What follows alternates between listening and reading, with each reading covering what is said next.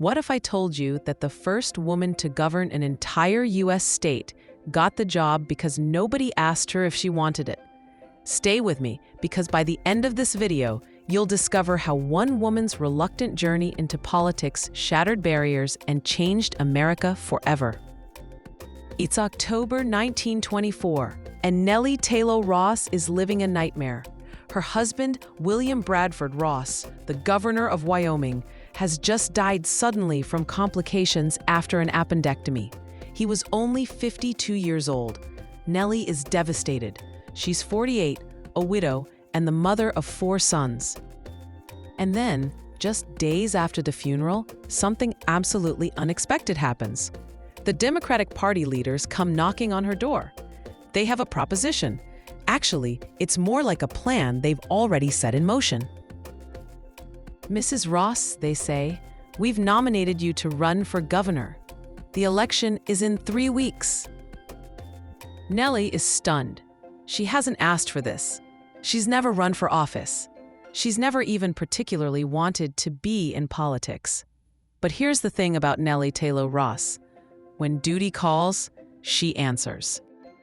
Born in Missouri in 1876, Nellie had moved to Wyoming after marrying William in 1902. She was a kindergarten teacher, intelligent and well-read, but she'd spent her adult life focused on raising her sons and supporting her husband's career. Politics was his world, not hers. But Wyoming? Wyoming was different. This was the state that had given women the right to vote back in 1869, more than 50 years before the rest of the nation caught up. Wyoming women had been voting, serving on juries, and holding local offices for decades.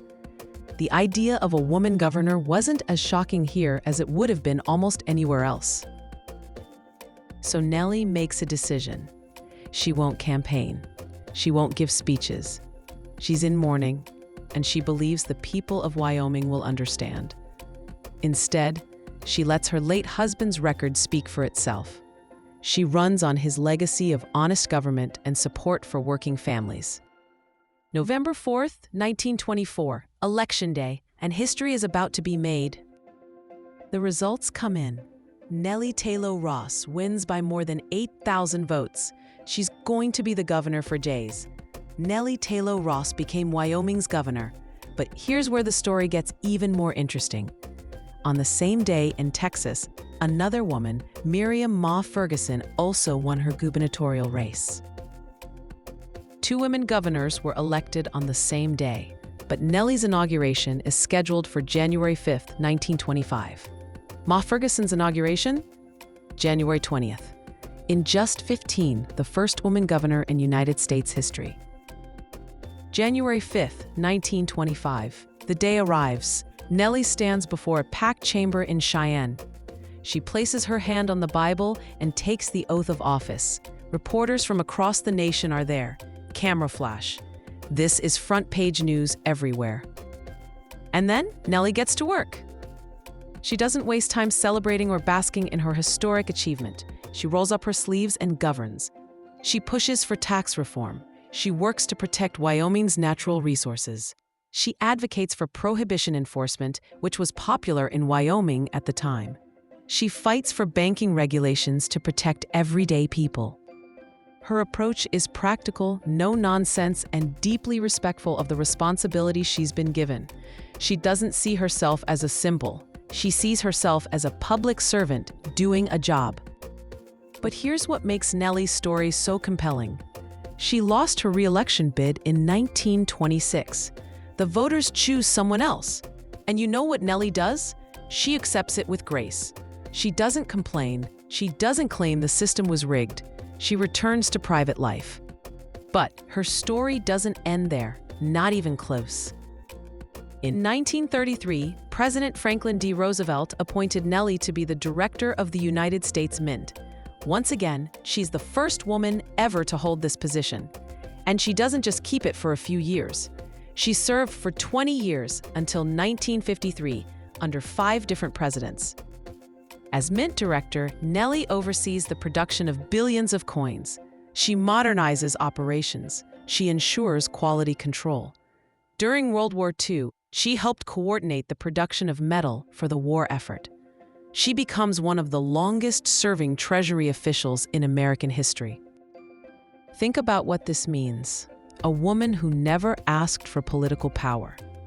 A woman who was thrust into history by circumstance. A woman who took on the responsibility she never sought and performed with excellence for nearly 3 decades of public service. Nellie Tayloe Ross lived to be 101. She died in 1977, having witnessed women gain the vote nationwide, seeing women enter every profession, and watching the women's movement of the 1960s and 70s transform society. And it all started because she said yes when duty called, even when she didn't want to, even when she was grieving, even when she never planned to be a politician at all. So here's what I want you to think about today. Nellie Tayloe Ross didn't set out to be a trailblazer. She didn't campaign for recognition. She didn't seek the spotlight. But when opportunity knocked, even in the midst of her darkest moment, she chose service over comfort. How many times have you said no to an opportunity because it wasn't what you planned? How many times have you avoided responsibility because it scared you? How many chances to make a difference have you let pass by because the timing wasn't perfect? Nellie's story teaches us that sometimes the most important contributions we make are the ones we never planned. Sometimes the most significant impact comes from saying yes when every fiber of your being wants to say no. And here's the other lesson. Document your courage. Preserve your moments of stepping up. Because Nellie probably didn't realize that her decision to serve would inspire millions of women for generations to come. She just knew it was the right thing to do. What about you? What moments of courage in your life deserve to be remembered? What times did you step up when you didn't want to? What responsibilities have you taken on that scared you but needed to be done? These stories matter. They're your legacy. Drop a comment below and tell me, when was a time you said yes to something that terrified you? And how did it change your life? Or maybe you're facing that choice right now. What's holding you back? Share your story. This community is here to encourage you. Have you thought about capturing these pivotal moments from your own life? The times you showed courage you didn't know you had? The moments you stepped into responsibility and discovered strength you never knew existed? These are the stories your children and grandchildren need to hear. Not because you're famous, but because you're real. Nellie Tayloe Ross didn't write her story for fame, but because people preserved her history. Millions of women today know they can lead, serve, and make a difference even when they're scared. If this story inspired you, then you absolutely need to join the History Sparks community. Every single day, we're bringing you stories of ordinary people who did extraordinary things. People who said yes when it mattered. People who changed history without ever meaning to become history makers. Hit that subscribe button right now and ring that notification bell, because tomorrow we've got another incredible story about someone who faced their fears and transformed the world. These aren't just history lessons, they're invitations to see your own life as part of the grand story of human courage. Don't just watch these stories, live them. Ask yourself what opportunities you're being called to that you've been avoiding. What responsibilities are waiting for you that could become your most significant contribution? And please, please document your journey. Please write it down, record it, share it with the people who love you, because your story of courage matters just as much as Nellie's.